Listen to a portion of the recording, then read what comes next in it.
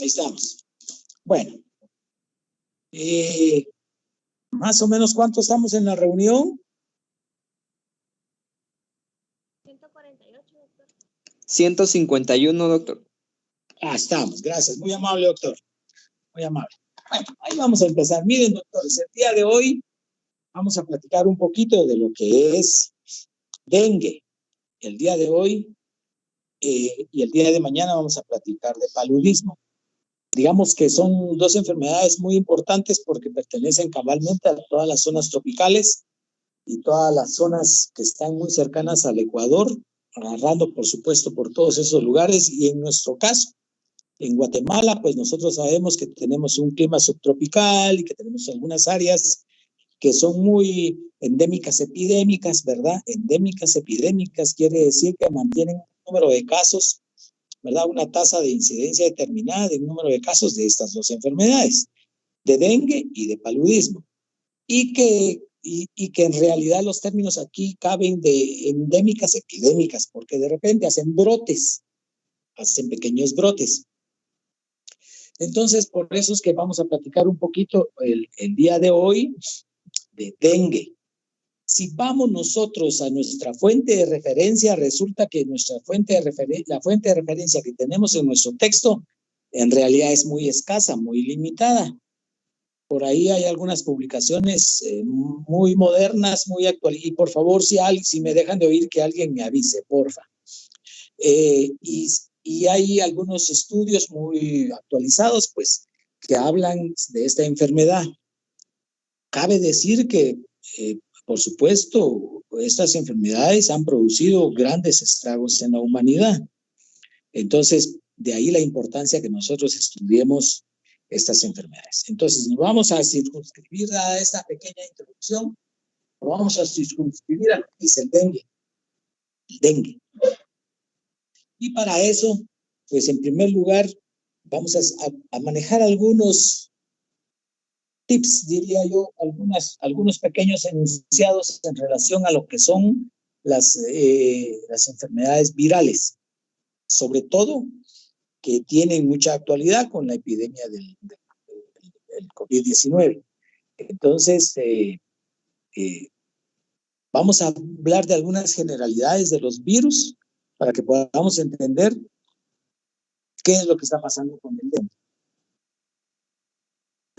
El primer enunciado que no debemos olvidar, doctores, es que los virus se definen en esencia como parásitos intracelulares, ¿verdad? Son parásitos intracelulares obligados, lo cual quiere decir que si en este momento brinca una gotita de saliva por alguien que tiene alguna enfermedad viral contenida en las gotitas de saliva, en un aerosol de gotitas de saliva, y si yo dejo ese virus ahí, esa gotita de saliva ahí en el lapicero, ese van a pasar 2 o 3 días dependiendo del virus, dependiendo de sus características, va a permanecer ahí y se va a morir. Pero si ese virus, yo hago esto, lo meto a mis vías respiratorias, lo meto a un área de mi piel, o lo trago, por supuesto que entonces vamos a encontrar algunas enfermedades, se van a producir algunas enfermedades porque el virus va a encontrar, digámoslo así, la célula necesaria donde poder replicarse. Y a partir de esa invasión y replicación, poder producir algunas enfermedades. Entonces, dándole la vuelta al asunto, es que son parásitos intracelulares. Cabe el término de que los virus solo funcionan entonces cuando encuentran una célula para poder reproducirse. El segundo enunciado importante de los virus es que estas células pueden ser de origen humano esas células pueden ser de origen humano y pueden ser células biológicas de algunas otras especies diferentes al ser humano. Lo cual quiere decir que estos virus muchas veces necesitan replicación en algunos vectores, ¿verdad? Por eso es que se conocen como zoonosis o enfermedades zoonóticas o metaxénicas, como se quiera decir, porque reproducen, reproducen parte de su vida en otras células que no son necesariamente los seres humanos y que después pueden brincar al ser humano. Ese sería, digamos, un punto muy importante cuando nosotros queremos explicar lo que está pasando, lo que pasa con el dengue. Ese es un punto importante, ¿verdad?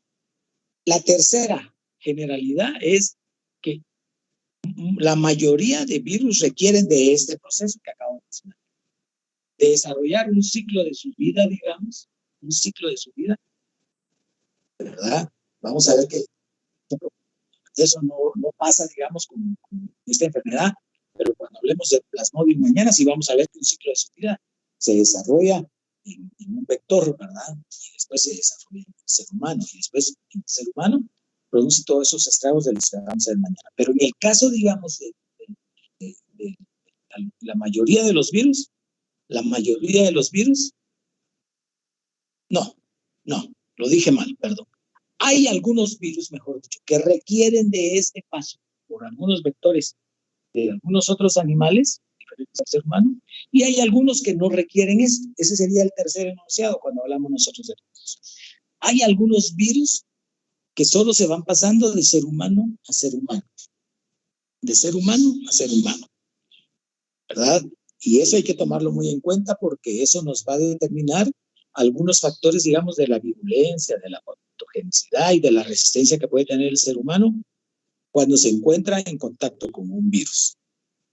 Entonces llevamos tres generalidades de los virus, ¿verdad? Que pueden pasarse, brincar de algunas otras especies al ser humano, que son parásitos intracelulares, y que hay algunos virus que se transmiten esencialmente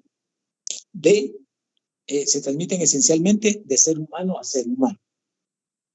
El cuarto enunciado en relación a los virus es que los virus pueden ser ADN o los virus pueden ser ARN y que algunos son estrictamente ADN, otros pueden mutar, pero en esencia, digamos, para uno no confundirse, debiera decir que los virus pueden ser ácido desoxirribonucleico o ácido ribonucleico. En esencia, esos son los virus. Y que tienen diferentes características antigénicas, como cuando hablamos aquel día de los antígenos de macroglobina y los antígenos de neuroaminidasa, digamos, que se encuentran en el virus de la influenza, aquel día que hablamos de influenza, pues así vemos que los virus tienen diferentes cargas, digamos, antigénicas, diferentes cargas genéticas, que tienen diferentes capacidades de virulencia, diferentes capacidades de patogenicidad. Y esto nos lleva entonces, en esencia, en base a eso de ADN y ARN, a establecer que su producción, entre comillas, si cabe el término, por favor, doctores, su producción de enfermedad va a depender esencialmente de su carga viral. Muchas veces va a depender de su carga viral. Y eso está bien claro cuando vemos todas las enfermedades que se producen en el ser humano. Vamos a ver otros pequeños detalles, digamos, de los virus que nos van a corroborar esta última parte. Creo que llevaba como 4 enunciados, vamos por el quinto. No sé si me tocaba el quinto o el cuarto, pero la cuestión es que hay que entender que los virus producen enfermedades per se, producen enfermedades por invasión directa, por sí mismos. Eso es una situación muy importante. De esta afectación por sí misma debemos entender que pueden producir, y hablando estrictamente, por supuesto, de lo que nos interesa a nosotros, ¿verdad, doctores? El ser humano, pueden producir un alto riesgo en el paciente de desarrollar complicaciones de la invasión primaria que puede desarrollar el virus. Entonces, complicaciones producidas por otras enfermedades, por otros agentes microbiológicos. Entonces ahí ya vienen bacterias, en esencia bacterias. Entonces pueden producir una serie de complicaciones, tal y como sucede con el COVID-19, que puede producir neumonía viral, por supuesto, pero también puede haber neumonía por algunas bacterias, neumonía, influenza, estafilococo, etc. Entonces, esas, digamos, son las diferentes rutas que sigue el virus en el ser humano. Y finalmente, la última ruta que sigue el virus en el ser humano, no se nos debe olvidar, doctores, es que pueden desarrollar fenómenos inmunológicos. que pueden desarrollar fenómenos inmunológicos. Y esto lo logramos entender ahora que conocemos un poquito más se ha entendido siempre, pero ahora que tenemos los del COVID, hemos llegado a observar, ¿verdad?, con la epidemia, que con el COVID crónico, por ejemplo, muchos pacientes activan lo que tenían latente, posiblemente trastornos inmunológicos, enfermedades autoinmunes, o el mismo virus es el que puede desarrollar fenómenos inmunológicos y producir fenómenos autoinmunes. Y no olvidar, no se les olvide que los fenómenos autoinmunes es cuando no reconocemos, empezamos a reconocer lo propio como extraño y entonces vienen toda esa serie de enfermedades que se conocen como enfermedades por anticuerpos homólogos. Y entonces, doctores, si nos damos cuenta, miren, perdón, de un simple virus que entendemos solo es un parásito intracelular, solo puede estar dentro de una célula, que si yo lo encuentro en esta mesa que está aquí, es una sustancia, entre comillas, nada dañina, potencialmente dañina sí, pero estando aquí sobre la mesa, nada que ver. Entonces, vemos que las enfermedades virales en el mundo tienen una historia que en 1900 fue la epidemia de la gripe española, 1917, y se conocen muchísimas epidemias, ¿verdad?, descritas históricamente en muchos documentos de la antigüedad, donde se ve que han azotado a la humanidad terriblemente. Y por eso es que el día de hoy estamos nosotros estudiando el dengue.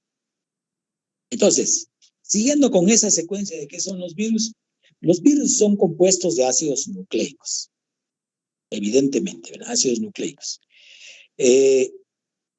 Uno entiende que la mayoría de estos compuestos de ácidos nucleicos no, que en la mayoría de virus se expresan con estos compuestos de ácidos nucleicos y en algunos estos ácidos nucleicos tienen una pequeña cubierta externa, ¿verdad?, que es lo que se conoce como el nombre de cápside. Pueden tener una cubierta que los proteja. No en todos. Vamos a ver, por supuesto, que los virus, existen una infinidad de virus, el virus de la rabia, el virus de la polio, la rubiola, del herpes, etcétera, el virus de la mononucleosis infecciosa, el virus Coxsackie, etcétera, que se van moviendo en estas circunstancias, pero uno entiende que algunos pueden tener una capa protectora. Eso va a fortalecer, digamos, su capacidad de poder afectar, invadir, afectar y replicarse dentro de las células del ser humano. Solo se multiplican dentro de las células. Solo se multiplican dentro de las células, ¿verdad? Quiere decir que si yo coloco un virus de esos aquí sobre estos lentes, ahí se va a quedar. Ahí se va a quedar. A nivel de laboratorios, todo esto, de la creación de la creación de vacunas y todo lo demás, pues ahí hay laboratorios donde bajo control se puede producir la replicación de los virus, con efectos, con objetivos claramente de elaborar anticuerpos para defensa, por supuesto, del ser humano. Pero solo se multiplican dentro de las células. ¿Y por qué se multiplican solo dentro de las células los virus? Porque sus ácidos nucleicos no pueden por ellos mismos codificar ciertas enzimas que necesitan para su metabolismo, porque ellos van a requerir el metabolismo de carbohidratos, grasas y lípidos. Carbohidratos, grasas y proteínas. Y ellos solo pueden requerir de algunas enzimas para el metabolismo a través de su replicación intracelular. Entonces, el concepto aquel de que son parásitos intracelulares, uno debiera decirlo, ¿verdad, doctores? Debiera uno decir que son parásitos intracelulares casi que obligados, ¿verdad?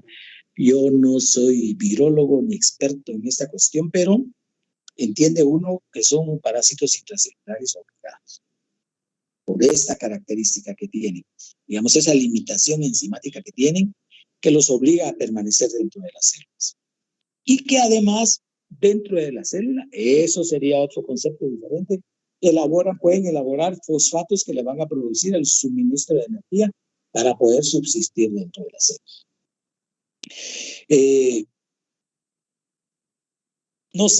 No sé si vamos bien ahí. Alguien que me diga si nos estamos escuchando, por favor. Si nos estamos escuchando bien. Sí, doctor. Sí, doctor. Yo los oigo a lo lejos, doctor. Muchas gracias.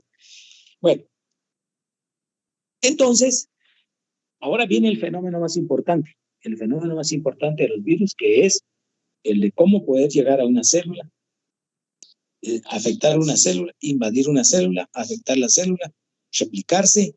¿Y qué significa esto en el cuerpo humano? Lo primero que tienen que hacer los virus es vencer la barrera de la membrana celular, porque todas nuestras células tienen membranas celulares, ¿verdad? La membrana celular, que evidentemente eso protege el citoplasma, eso protege las mitocondrias, eso protege el núcleo, etcétera, ¿verdad?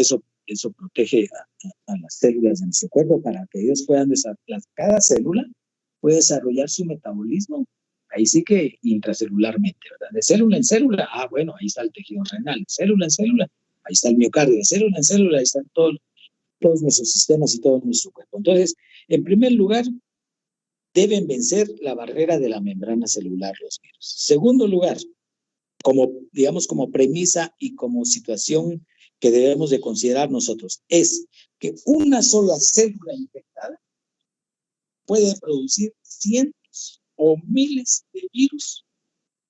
Una sola célula infectada puede producir cientos o miles de partículas virales. Denominémosle partículas virales o de virus. Una célula infectada. Y eso, diríamos que desde el punto de vista del virus, es la gran gracia que él tiene, ¿no? Esa es la gran gracia que tiene. Un virus puede replicar una célula infectada por un solo virus puede replicar cientos o miles de veces otro. Y entendemos nosotros, ¿verdad, doctores? Esa replicación viral va a significar que invadan las células, invadan otra célula, dos células, cientos de células. Eso, digamos, es un fenómeno muy importante que debemos de considerar nosotros cuando hablamos de las infecciones. Y su replicación como tal, entonces, tiene efectos adversos sobre la célula infectada, porque esa célula infectada deja de funcionar normalmente, como sucede con el virus del con los pacientes HIV infectados, que afecta en esencia a las células CD4, ¿verdad? Recordemos. Entonces, que desarrollan una actividad muy importante en protección y en defensa inmunitaria del cuerpo humano. Entonces, resulta que al afectar las células CD4, pues se exponen infecciones oportunistas a los pacientes. Y entonces, yo estoy haciendo esta pequeña introducción de lo que son, digamos, las infecciones virales para que nosotros podamos entender qué es lo que está pasando en el caso nos interesa el día de hoy, que serían, digamos, el dengue. Entonces resulta que los vectores, en el caso del dengue, sirven mediadores en la transferencia parenteral. En este caso es parenteral, ¿verdad, doctores? Si hablamos de una picadura, es que ya se está metiendo virus a través de la sangre, estrictamente por vía parenteral. Y eso alcanza títulos muy altos de afectación de células infectadas. Y entonces se produce la enfermedad. Entonces ahí se entendemos nosotros y tenemos que irnos esencialmente a entender qué es lo que nosotros entendemos por dengue. Bueno, eso ya a nosotros nos lleva a una situación muy particular de entender que los vectores son mediadores, es decir, una infección Aquí nosotros no estamos hablando, ¿verdad, doctores? Aquí nosotros no estamos hablando de que una gotita de saliva se mete en las respiratorias, ¿verdad? Y en el caso de Omicron ahora, las infecciones se quedan hasta acá. Obviamente por la variante y aunado, por supuesto, a los procesos de vacunación que hemos entendido. Aquí estamos hablando de una transmisión de la enfermedad por vía parenteral. En términos generales, miren, doctores, en términos generales, la duración, digamos, de los procesos infecciosos virales suele durar más o menos entre días y semanas. Puede ser un poquito más, puede ser un poquito menos. Días y semanas. Días y semanas. Hay procesos infecciosos virales que pueden durar, a ver cómo lo digo, de 6 a 8 semanas. De 6 a 8 semanas. Entonces, uno dice, los procesos infecciosos virales pueden durar días o semanas. Uno dice días o semanas, ¿verdad, doctores? Está diciendo, bueno, pueden ser 5 días, una semana o 2 semanas. Generalmente eso es, en la expresión, eso significa días y semanas. Pero no olvidar que hay procesos infecciosos virales que pueden durar varias semanas. El herpes zóster, por ejemplo, en el caso de los pacientes ancianos, que dura bastantes semanas.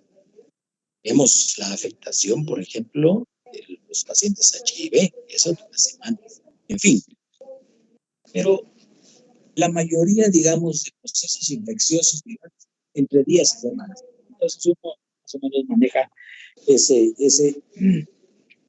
rango. Y luego el otro fenómeno para entender de lo que se produce con la enfermedad es su replicación.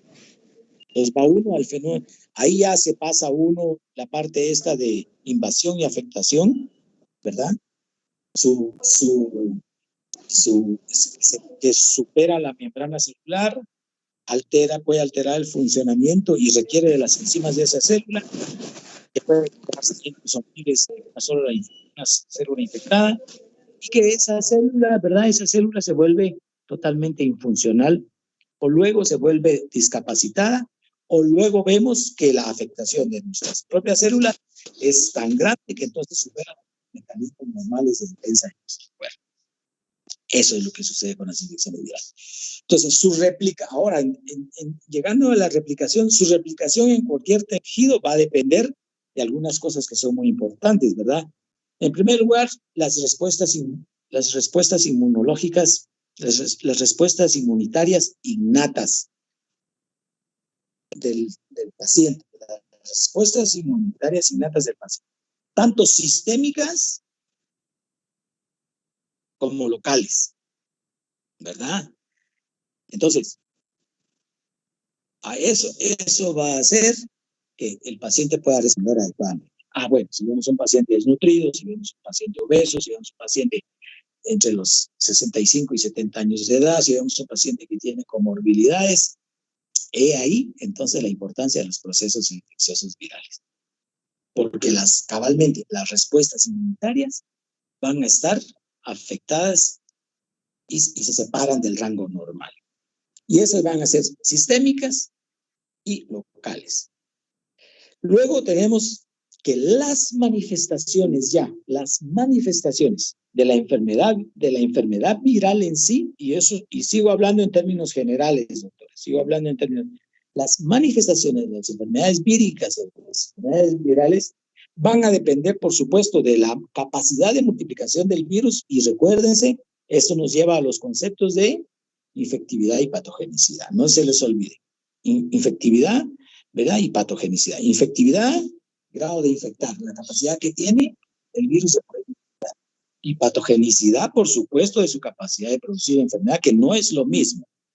Recuerden, una cosa es que un ser humano esté infectado y otra cosa es que un ser humano tenga enfermedad. Son cuestiones totalmente diferentes. Entonces, las manifestaciones de la enfermedad, en primer lugar, dependen de la capacidad de multiplicación del virus. En segundo lugar, de la lesión, lo acabo de decir hace un ratito, de la lesión o muerte celular que produce en esas células donde el virus entró, afectó una célula y produjo 100,000 réplicas. Pues, la lesión o discapacidad o incluso muerte celular. Muerte de esa célula, ¿verdad? Lesión. Si nosotros hablamos de lesión, doctores, quiere decir que esa CD4, los CD4, si hay muerte, los CD4 bajan. Si hay lesión, quiere decir que la función del CD4 está afectada. Si vemos lesión de un macrófago, quiere decir que su función está limitada. Y si vemos muerte, quiere decir que vamos a encontrar una disminución en el número de células macrófagas que son importantes, ¿verdad? Todo aquel fenómeno que conocen ustedes como endocitosis y lisis celular que se va a producir por las células especializadas, los macrófagos, los linfocitos que desarrollan actividad de macrófagos, por supuesto, con la exposición, con el aparecimiento de leucotrenos, interferón y toda esa parte, ¿verdad? Se va a ver limitada cuando nosotros se lo vemos así.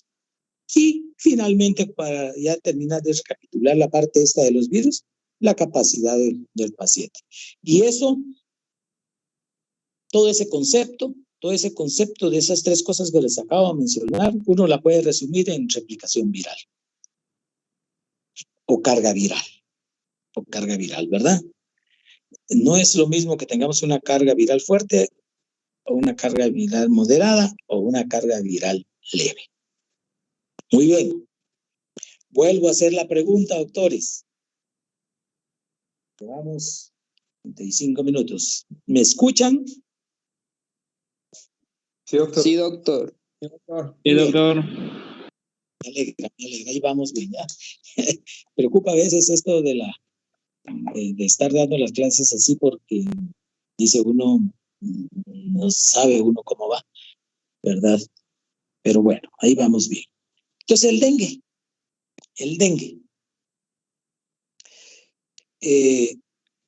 El dengue son 4 tipos de virus con un vector que es el Aedes aegypti. Por allá, por África y otros lugares aparece, digamos, el Aedes albopictus, pero digamos aquí con nosotros son 4 virus y lo que vemos nosotros es un vector. Este vector tiene algunas características muy importantes que nosotros debemos de considerar. Nosotros estamos hablando de enfermedades que están más o menos en la latitud entre 25 grados norte y 25 grados sur, digamos, es una franja así de toda la Tierra, ¿verdad?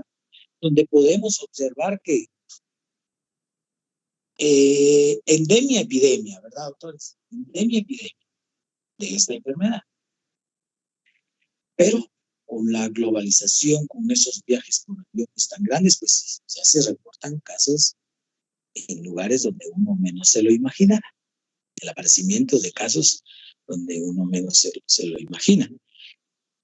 Por ejemplo, casos de dengue aquí en el Hospital Regional de Occidente son anecdóticos, pero sí, los fruteros que suben con las frutas de la costa para Shela, de repente algunos zancudos logran subir a estas altitudes, ¿verdad? Donde no sobreviven, por supuesto, pero sí pueden producir la picadura de alguien y producir anecdóticamente en un caso.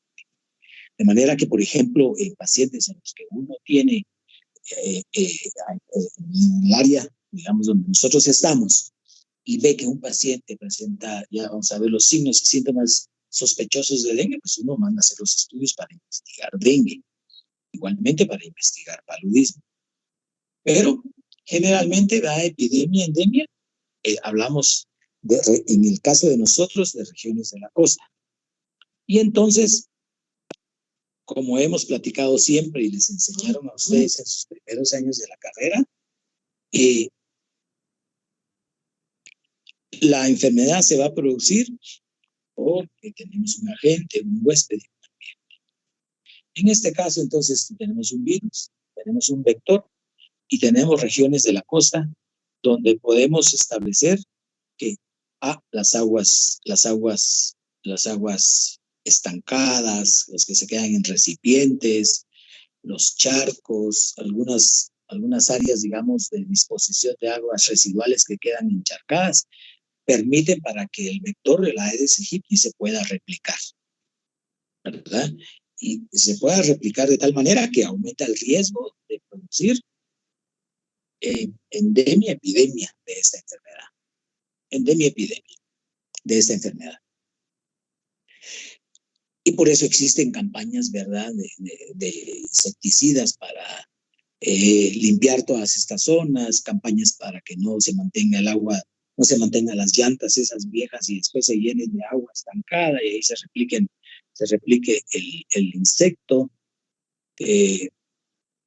El uso, por ejemplo, de los mosquiteros en las noches, que esa es otra característica, que el insecto pica de día. Esa es otra característica que no debemos olvidar, pica de día.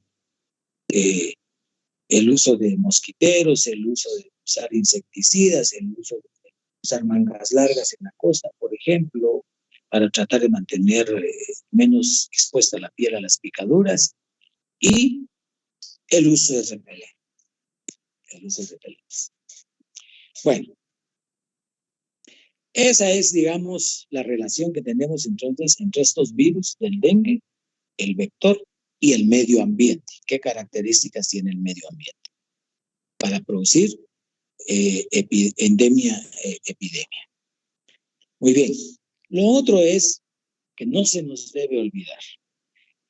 Miren, doctores, esta parte es muy importante y que hemos estado observando, digamos, que es que siempre ha sido característica de los virus y que ahora se ha estado observando con la epidemia, ¿verdad? Con la epidemia se ha visto que el virus puede atacar 2 o 3 veces al paciente.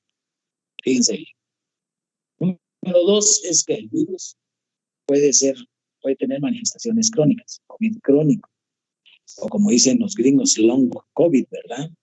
Entonces, COVID crónico. En el caso del dengue es la mismísima característica. La segunda infección en pacientes, la segunda infección en pacientes que obviamente han tenido la primera, puede llevar a desarrollar lo que se conoce como fiebre hemorrágica. La fiebre hemorrágica en los pacientes. ¿Qué quiere decir esto? Que el dengue se vuelve mucho más grave y entonces la morbimortalidad de los pacientes sube cuando se produce un segundo proceso de infección en los pacientes. Pero no olvidar que esta segunda infección afortunadamente sigue siendo rara, pocas veces en el caso del dengue, pero debemos entender que una segunda infección tiende a producir lo que se denomina fiebre hemorrágica. Entonces el paciente empieza a presentar cuadros de hemorragia, que pueden ser incluso hasta gastrointestinales, epistaxis, puede tener petequias, etcétera. Y estos sí pueden ser más morbimortales que el primer episodio. Eso es muy importante que lo consideremos. Esas, digamos, serían las características,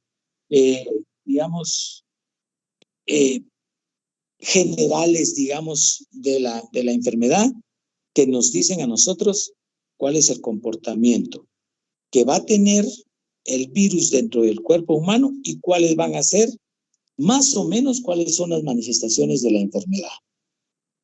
Bueno, ahora vamos a ver cuáles son cabalmente estas manifestaciones de la enfermedad en los pacientes. ¿Qué es lo que realmente se produce en los pacientes?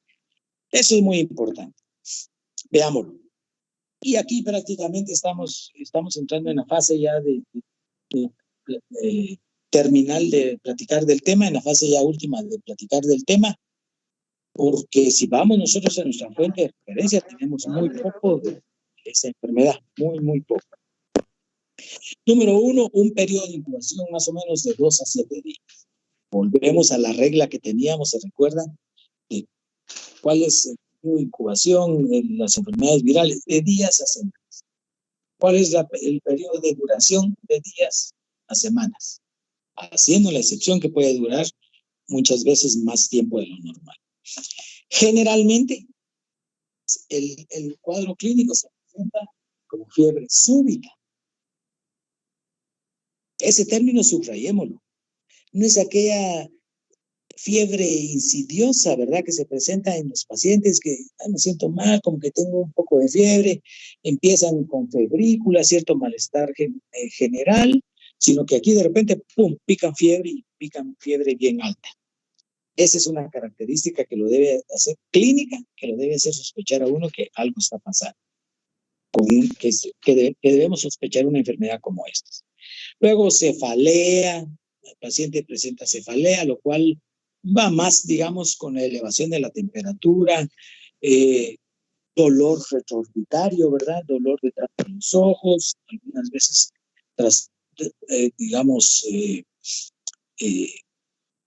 como malestar a la visión clara con los ojos y ese dolorcito que se presenta detrás de los ojos, dolor de espaldas, mialgias, que más que todo se van a relacionar, digamos, con la viremia que puede desarrollar el paciente en la sangre, ¿verdad? La viremia. Y a veces, y casi siempre en el primer día, los pacientes pueden presentar un exantema maculopapular que tiende a aparecer inicialmente en el tronco, y en el tronco hablamos tórax anterior o tórax posterior en el tronco, y que se puede extender hacia miembros superiores y hacia miembros inferiores. Un exantema, ¿verdad? Que es bastante característico, porque cuando hablamos de mácula y pápula, ahí ya están los cuales son ustedes, ¿verdad, doctores? Adenopatías. Adenopatías, de repente pueden aparecer algunos ganglios en el cuello, algunos ganglios espinales, algunos ganglios en la región maxilar. Importante, ¿verdad?, que siempre busquemos adenopatía en los pacientes. Y vamos a ver una hiperemia de las conjuntivas, ¿verdad? Las conjuntivas encendidas, que si vamos nosotros a ver, encontramos estas cosas, si debieran hacernos pensar que el paciente puede tener dengue. Generalmente estos síntomas pueden durar una semana, y a la par de todos estos síntomas, entonces vemos nosotros que el paciente tiene pérdida del apetito, un poquito de náusea, un poquito de vómitos, que puede tener cierto grado de hipersensibilidad cutánea, ¿verdad? Toca uno al paciente y el paciente siente dolores, ¿verdad? Digamos, una exquisitez a la palpación, lo que produce dolor. Entonces, toca uno al paciente y se puede producir dolor. Puede tener epistaxis, petequias, y no olvidemos, las lesiones, esto hay que subrayarlo y remarcar, las lesiones gastrointestinales preexistentes, una gastritis crónica persistente, una úlcera gástrica, una úlcera duodenal, hacen, y aquí quién sabe por qué, no sabemos por qué, puede ser por estrés, puede ser porque el cuerpo responde por estrés físico, tienden a producir, digamos, sangrado. Entonces un paciente puede tener un cuadro de hematemesis, o puede tener un cuadro de melena, o puede tener un cuadro de hematoquesia, digamos. Insisto, por situaciones previas. Aclaro, por favor, por eso les pedí que lo subrayáramos, por situaciones previas. Muy bien, eso digamos es la clínica, y si le agregamos a la clínica que el paciente viene de tu casa, de un área epidémica, endémica, ¿verdad? Endémica, epidémica, doctores, entonces uno debiera, si estamos en un área epidémica, endémica, debiera uno tener fuertemente la sospecha que el paciente puede desarrollar dengue. Muy bien. Y finalmente, los laboratorios. En los laboratorios vamos a encontrar nosotros 3 características importantes que nos pueden orientar para hacer una prueba que es más confirmatoria, ¿verdad? Entonces, a nivel de laboratorio vamos a encontrar leucopenia, trombocitopenia y aumento de la aminotransferasa. No necesariamente, hablamos de pacientes y no de enfermedades.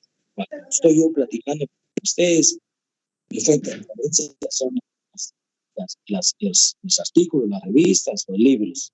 Entonces, leucopenia, trombocitopenia y aumento de la aminotransferasa C.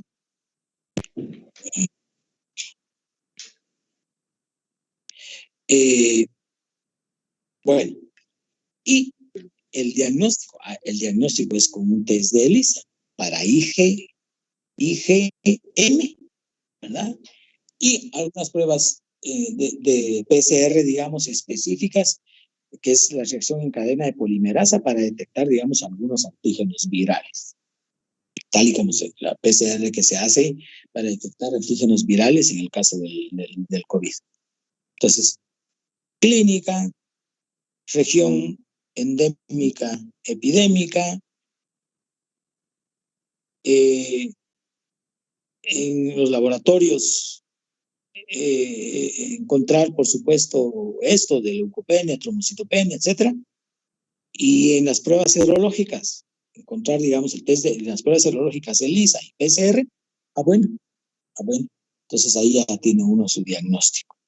El tratamiento es puramente sintomático, no hay que hacer nada con el paciente, excepto los pacientes que presentan cuadros clínicos de gravedad y que requieren hospitalización para manejo de soluciones, para vigilancia de trastornos de la coagulación, por esto que mencionábamos, ¿verdad? De desarrollar la fiebre hemorrágica, y el uso de paracetamol para bajar la fiebre. Eso es lo que tenemos que hacer con nosotros. Reportar, porque son enfermedades de notificación obligatoria, reportar los casos clínicos para vigilancia epidemiológica y detener que esa epidemia pueda afectar a muchísimos pacientes. Y eso es todo, doctores. Eso es lo más importante de una enfermedad tan sencilla y tan complicada como es el dengue, que de hecho también se le conoce, no sé, no me lo crean, como quiebrahuesos, o igual que como se conoce la chikungunya. Pero bueno, son enfermedades virales y se les denomina así. Y tenemos que estudiarlas. Tienen mucha vigencia actual, y para que podamos entender un poquito cuál es ese mundo de los virus, ¿verdad, doctores? Así es de que aquí terminamos.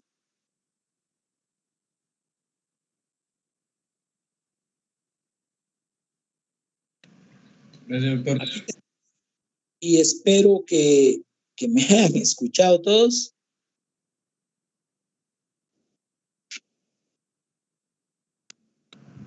Doctor. Sí, doctor.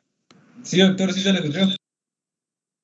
Muy bien, entonces terminamos aquí. Nos vemos mañana a las 3 de la tarde.